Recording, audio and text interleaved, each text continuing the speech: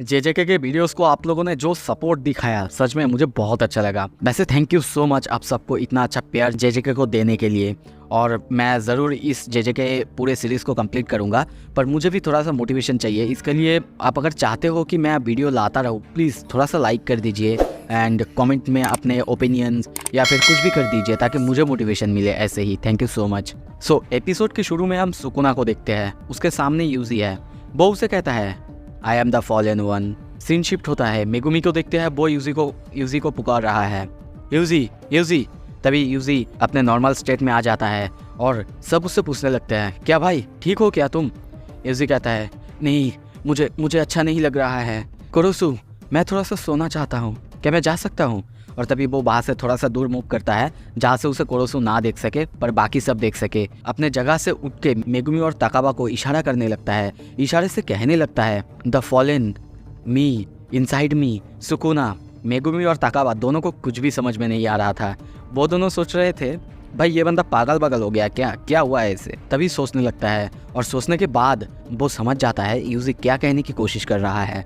और जब वो समझता है शायद वही है फॉलन वन और उसी के पीछे मतलब उसके अंदर सुकुना है, तो अगर एंजल जो कोई कुरुसु के अंदर है वो या फिर उसे पता चल गया कि यूजी के अंदर ही सुकुना है तो फिर वो यूजी को मार देगा। अब हम क्या करें, क्योंकि एंजल की मदद हमारे लिए बहुत ज़्यादा ज़रूरी है। अगर वो नहीं होगा तो शायद हम किसी का मदद ना कर पाए। और ये एंजल इसके पास शायद कुछ ऐसी एबिलिटी है जिससे वो सुकुना को मार सकता है। फिर भी अभी उसे बताया नहीं जा सकता यूजी के अंदर जो है वही सुकुना है जिसे वो इतने दिनों से ढूंढ रहा था। सीन शिफ्ट होता है। हम फिर से आई डोंट नो कि ये यूजी मन में सोच रहा है, आई थिंक ये मन में ही होगा।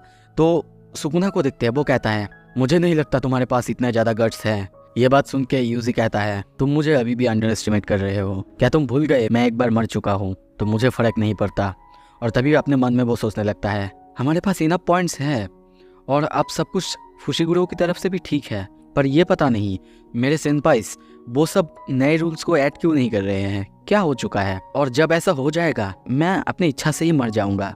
और जब मैं मर जाऊंगा मेरे अंदर का जो सुकुना का आधा हिस्सा है वो भी मेरे साथ मर जाएगा, साथ में गोजो सेंसेई भी रिटर्न आ जाएगा। इतने सब कुछ के सामने मेरी मौत तो कुछ भी नहीं है। मेगुमी को देखते हैं, वो भी टेंशन में है अब वो क्या करेगा। पर तभी एंजल कहता है हाउ ऑड, कुछ देर पहले कितने सारे लोग एक ही साथ इस गेम में एंटर कर चुके हैं। ये सुनकर सबको स्टॉक जाते हैं और उससे पूछने लगते हैं क्या तुम्हें पता चलता है कितने प्लेयर्स अंदर आ रहे हैं या फिर बाहर जा रहे हैं। एंजल कहता है नहीं, पर तुम कोगाने को देखो। और तभी हम कोगाने के वहाँ पे देखते हैं बहुत जल्दी काइंड ऑफ सिर्फ 10 मिनट के अंदर 20 मिनट के अंदर 807 से भी ज़्यादा प्लेयर्स ज्वाइन हो चुके हैं। सीन शिफ्ट होता है। हमें पास्ट की सीन दिखाया जाता है फरवरी 2018। हम यूएसए में कुछ ऑफिशियल्स को देखते हैं। उनके सामने गेतो बैठा हुआ है। गेतो उन सबको जुजुत्सु सॉर्सरर्स क्या है इस बारे में बता रहा है। वो कैसे बनते हैं, वो क्या क्या कर सकते हैं इस बारे में वो उन सबको बता रहा है। वो ये भी कहता है ये जो जुजुत्सु है ये सिर्फ जापानीज के लिए एक्सक्लूसिव है, पता नहीं पर सिर्फ बाहर ही पाया जाता है। और दूसरी तरफ कर्स स्पिरिट जुजुत्सु सॉर्सरर्स ये लोग जो भी करते हैं नॉर्मल ह्यूमन नेकेड आई से नहीं देख सकते। और सिर्फ इतना ही नहीं, कोई नॉर्मल कैमरा भी इन लोगों को पकड़ नहीं सकता। तभी देखते उड़ाऊंगा को वो उन्हें आके कुछ ग्लासेस देता है। ये देखते हुए वो लोग कहने लगते हैं ये ग्लासेस ये आखिर क्या है। ये तो फिर से कहता है समझ लीजिए ये एक तरह का प्रोजेक्शन स्क्रीन है जिसको पहनते ही आप देख पाएंगे आपके आसपास क्या चीजें एक्चुअली में है जिसे आप नहीं देख सकते। और तभी देखते हैं एक करके सब उन चश्मे को पहन लेता है। जब वो लोग पहनते हैं अपने आसपास अपने रूम के अंदर जो कि पूरी तरह से क्लीन पूरी तरह से खाली था गेतो की वजह से, वहाँ पे देखते हैं बहुत सारे कर्स एनर्जी कर्स स्पिरिट आके भर चुके हैं। ये देख के वो सब पूरी तरह से डर जाते हैं और काइंड ऑफ उन्हें समझ ही नहीं आता ये क्या चल रहा है। और वो कहने लगते हैं व्हाट इज दिस, क्या ये कोई प्रैंक है। और ऐसा तो वीआर में भी हो सकता है, ऐसा रियल में नहीं हो सकता। पर उनमें से एक बंदा वो बहुत ज़्यादा शांत था। उसे देखते हुए प्रेसिडेंट और बाकी सब उससे पूछते हैं क्या हुआ है। पर वो सबको कहता है please calm down mister president. और ये सब जो है एक्चुअली ये सब सच है और ये एक तरह का गोल्ड माइन है। अगर हमने इसे अच्छे से यूज़ नहीं किया तो हम पूरी दुनिया से पीछे पड़ जाएंगे। और मैं बता दूं दोस्तों ये जो साइरस वेल है ये यूएस के एनर्जी डिपार्टमेंट का काइंड ऑफ सेक्रेटरी या फिर हेड बोल सकते हो आप, मतलब बहुत इंपॉर्टेंट बंदा है। तभी गेतो सबको बैठने के लिए कहता है और कहता है ये सब आपको हार्म नहीं करेंगे, आप प्लीज बैठ जाइए। मिस्टर प्रेसिडेंट और उस लेडी को देखते हैं, वो लोग डरते हुए बैठ जाते हैं। तभी गेतो उन्हें कुछ फुटेजेस दिखाता है जो कि स्पेशल सॉर्सरर्स द्वारा कैप्चर किया गया था, जो कि पापेट जुजुत्सु कर सकता है।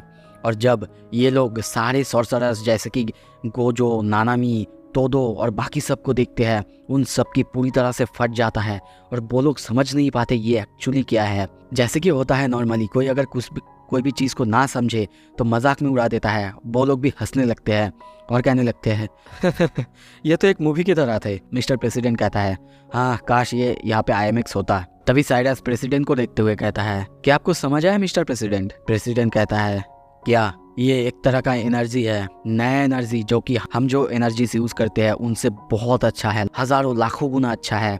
यहाँ तक कि ये आज तक की ह्यूमन हिस्ट्री का सबसे क्लीनेस्ट एनर्जी है। और स्पेशली वो जो वाइट हेयर वाला बंदा था, ये दोस्तों गोजो के बारे में बात कर रहा है।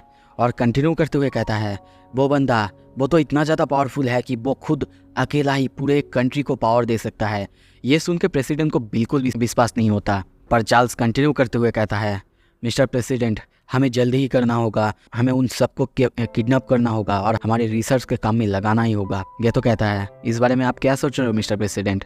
पर प्रेसिडेंट को कुछ भी समझ नहीं आता और वो चिल्ला के कहता है अब मुझे प्लीज़ ये मत बताना, मुझे उन सबको जापान में जाके किडनैप करना होगा, वो भी मेरे अथॉरिटी का यूज़ करते हुए। ये सुन के साइरस भी थोड़ा सा चिल्ला के कहता है हाँ, आप इग्नोर कर सकते हो, उसके पहले आप ये जान लो कि इनमें से हर एक बंदा बहुत ज़्यादा एनर्जी क्रिएट कर सकता है, जो कि हमारे लाइफ टाइम से भी बहुत ज़्यादा हो सकता है। और इनका एनर्जी ये सेल्फ सस्टेनिंग एनर्जी है। आप सोच सकते हो अगर ऐसा कुछ हमें मिल गया, हम जान सके कि ऐसा कैसे हो रहा है, तो हम कितने सारे प्रॉब्लम्स को सॉल्व कर सकते हैं। और उनका ब्रेन वो भी अजीब तरह से काम करता है, हम नॉर्मल ह्यूमंस की तरह भी नहीं। हमें रिसर्च के लिए भी बहुत सारे सॉर्सरर्स की ज़रूरत होगी। ये सुन के मिस्टर प्रेसिडेंट फिर कहता है क्या तुम सिर्फ ये नहीं चाहते कि मैं उन्हें किडनैप करूं, तुम ये चाहते हो कि मैं उन्हें किडनैप करूं ताकि तुम उन पर एक्सपेरिमेंट कर सको। साइरस, क्या तुम समझ रहे हो तुम क्या कहने की कोशिश कर रहे हो? पर साइरस सीरियस होकर कहता है हम पीछे नहीं हट सकते, क्योंकि आपको भी पता है चाइना, रशिया, ये लोग भी अल्टरनेटिव एनर्जी ढूंढ रहे हैं। साथ साथ बाकी जर्मनी, रशिया, ये सब और बाकी जिनके पास ह्यूज मिलिट्री फोर्सेस पावर्स है, जैसे कि इंडिया, फ्रांस, कोरिया, टर्की, ये सब भी आगे आ सकते हैं। और आप ये भी सोचिए अगर इंडिया बाहर से आगे आया तो उनके पीछे पीछे पाकिस्तान भी चला आएगा, तो हम पीछे नहीं हट सकते। अब बस ये सोचिए ये कोई किडनैपिंग नहीं, ये प्रोटेक्शन है। और आप ये सोचिए हमसे पहले अगर कोई ऐसा कर लिया तो बहुत ज़्यादा मुश्किल हो जाएगा। इसीलिए जो हम जानते हैं उसका हमें फ़ायदा उठाना चाहिए, और ऐसा करते ही हम बाकी दुनिया से और भी बहुत ज़्यादा आगे चले आएंगे। ये सुन के गेतो कहता है हाँ, यही सबसे अच्छा होगा।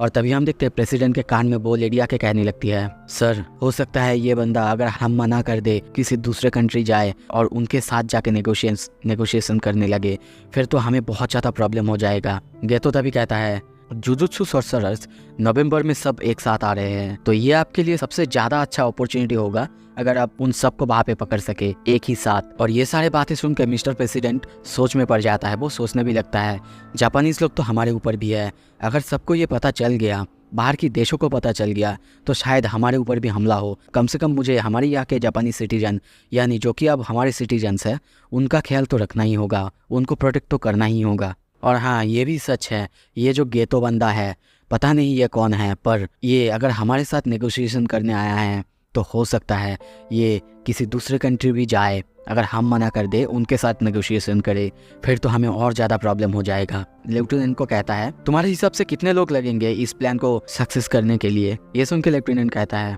क्या आप मुझे ये कह रहे हैं सो कॉल्ड जुजुत्सु सॉर्सरर्स को मारने के लिए, किडनैप करने के लिए हमें कितने ज़्यादा आर्मी चाहिए? ये सुन के मिस्टर प्रेसिडेंट कहता है हाँ, जो भी हो, बस मुझे ये बताओ कितने लोग चाहिए। पर ये सुन के वो कहता है सर, मैं ऐसे नहीं बता सकता, मुझे एक मजबूत कमांड चाहिए। और तभी वो गेतो से पूछता है तुमने कुछ देर पहले कहा था जो ये व्हाइट हेयर वाला बंदा है बहुत ज़्यादा पावरफुल और बहुत ज़्यादा एबनॉर्मल है सॉर्सरर्स के लिए भी? ये सुन के गेतो कहता है हाँ, वो तो है, पर उतना कुछ प्रॉब्लम नहीं होगा, क्योंकि नवंबर में वो सील होने वाला है, उसके बाद वो कुछ भी नहीं कर पाएगा। ये सुन के लेफ्टिनेंट कहता है फिर तो कोई बात नहीं, फिर तो कोई भी सिंगल कंपनी इनफ होगा, उतने ज़्यादा लोगों की ज़रूरत ही नहीं पड़ेगा। फिर प्रेसिडेंट साइरस से पूछता है साइरस, क्या तुम्हारे लिए 5 डजन इनफ होगा? साइरस खुश होते हुए कहता है हाँ, बिल्कुल इनफ होगा। लेफ्टिनेंट कंटिन्यू करते हुए कहता है हाँ, हो सकता है वो लोग सॉर्सरर्स, पर हमारे सामने वो कुछ भी नहीं। उन लोगों ने तो कभी बैटल भी नहीं की है, कभी उन लोगों ने बंदूक भी नहीं पकड़ा है। वो लोग हमारे आर्मी के सामने कुछ भी नहीं, सब कुछ मसल्स एंड बुलेट्स ही है।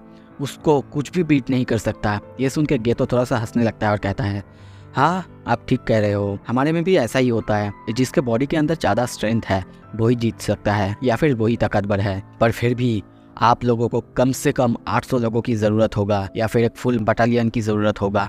लेफ्टिनेंट कहता है, क्या क्या मतलब है? ये जापानीज, ये हमारे सामने कुछ नहीं है, क्योंकि कभी भी उनके माँ उन्हें बंदूक नहीं दी है। ये सुन के उराइमे कहता है, तो फिर आप टेस्ट क्यों नहीं कर लेते? ये सुन के गेतो भी हंसते हुए कहता है, हाँ ये भी ठीक है, वैसे भी तो एक सॉर्सरर आपके सामने ही है। अगर कुछ प्रूव करना है तो आप यहीं पे प्रूव कर सकते हैं। और आप क्या कहते हैं, ये जो बिल्डिंग है सबसे सेफेस्ट जगह है और इसके अंदर का जो सिक्योरिटी गार्ड्स वो सबसे ज़्यादा स्किल्ड है, दुनिया में सबसे ज़्यादा ताकतवर है, जिनके पास बुलेट प्रूफ जैकेट्स और राइफल्स है। लेफ्टिनेंट भी कहता है, ये वर्ल्ड का सबसे ज़्यादा ग्रेटेस्ट ऑपरेशन ग्रुप है। यहाँ का हर एक मेंबर कम से कम 8 साल या फिर उससे ज़्यादा का एक्सपीरियंस लिया हुआ है। सीन शिफ्ट होता है, हम लेफ्टिनेंट को प्रेसिडेंट से बात करते हुए देखते हैं। वो उनसे कहने लगता है उसका कोई चांस ही नहीं, वो हमसे जीत ही नहीं सकता, वो अकेला बंदा है और हमारे पास जो भी मेंबर्स है, जो भी सिक्योरिटी है वो बहुत ज़्यादा टाइट है। और दूसरी तरफ हम उराई में और गेतो को देखते हैं। उराई में गेतो से कहता है, क्या तुम्हें कोई मदद चाहिए? पर गेतो कहता है, ना बिल्कुल नहीं, मुझे कोई मदद की ज़रूरत नहीं है। इनके लिए तो सिर्फ गेतो की थोड़ा सा पावर सी काफ़ी है। दूसरी तरफ लेफ्टिनेंट को देखते हैं, वो प्रेसिडेंट को कहने लगता है, ये अमेरिका है, जापान नहीं, और यहाँ पे वो कुछ भी नहीं कर सकता। पर तभी वो ये सब कह ही रहा था, बिल्डिंग के बाहर देखते हैं एक सोल्जर को ऊपर से गिरते हुए। ये सुन के वो बाहर आता है। बाहर आते ही चिल्ला के कहता है, व्हाट्स गोइंग ऑन? हम बाहर बिल्डिंग के ऊपर बहुत सारे सोल्जर्स को देखते हैं जो कि हवा में उड़ रहे हैं। उसके बाद जब लेफ्टिनेंट चश्मा पहन के देखते हैं, वो देख के पूरी तरह से चौंक जाता है। हम एक बहुत बड़े से एलिफेंट लाइक कर्स स्प्रिट को देखते हैं जो कि सबको हवा में उड़ा रहा था। ये देख के लेफ्टिनेंट की पूरी तरह से फट चुका है, वो समझ नहीं पा रहा है यहाँ पे क्या चल रहा है। और तभी गेतो बहुत ही आराम से वहाँ से आने लगता है और कहता है कि अब आप समझ गए मिस्टर प्रेसिडेंट, तो चलिए अब ये सब कुछ खत्म करते हैं और जो जुजुत्सु सॉर्सरर्स है उन सबको हंट करते हैं। सो इसी के साथ दोस्तों ये एपिसोड यहाँ पे ख़त्म करते हैं। अगला एपिसोड बहुत जल्द लाने की कोशिश करूँगा। Thank you so much.